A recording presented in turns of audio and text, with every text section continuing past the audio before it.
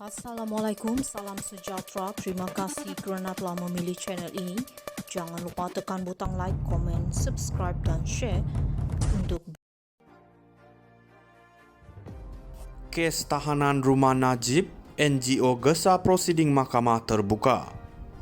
Prosiding untuk permohonan bekas Perdana Menteri Najib Razak menghabiskan baki pemenjaraan di rumah sepatutnya diadakan di Mahkamah Terbuka kata kumpulan NGO.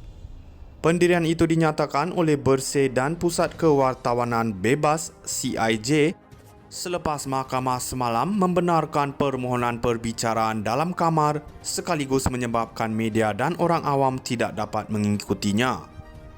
Bersih berkata kes perlu berjalan secara terbuka dan telus memandangkan ia membabitkan individu berprofil tinggi dan melibatkan kepentingan umum serta dana awam.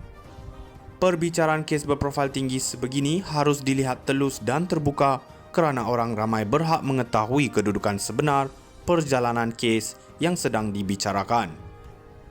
Namun jika tidak, ia akan menimbulkan persepsi dua darjat yang boleh menghakis keyakinan awam terhadap kerajaan dan institusi keadilan negara kita, kata jawatan kuasa pemandunya.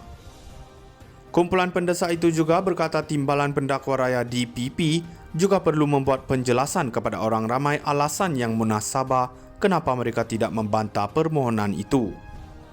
Mahkamah Tinggi Kuala Lumpur semalam membenarkan permohonan perbicaraan dalam kamar dalam kes semakan kehakiman itu, menyebabkan media dan orang awam tidak dapat mengikutinya. Hakim Amarjit Singh membenarkan permohonan Peguam Najib Muhammad Syafi Abdullah agar prosiding terbuka permohonan ditukar ke perbicaraan di dalam kamar. Difahamkan prosiding semalam melibatkan pemfailan mahkamah yang sensitif. Sementara itu, CIJ pula menyatakan kebimbangannya terhadap keputusan semalam yang antaranya menutup ruang liputan daripada pihak media. Ketika kita menghormati kuasa badan kehakiman dan proses undang-undang, ia tidak boleh dilihat melemahkan prinsip-prinsip demokrasi. Usaha Najib mendapatkan tahanan rumah untuk baki pemenjaraannya melibatkan kepentingan awam dan tonggak utama demokrasi mengenai proses undang-undang yang telus dan tidak diselubungi rahsia, katanya.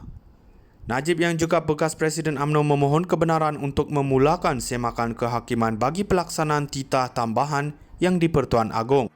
Dia mendakwa terdapat titah tambahan selain keputusan baginda mengurangkan hukuman penjara 12 tahun kepada 6 tahun dan denda daripada RM210 juta kepada RM50 juta terhadapnya.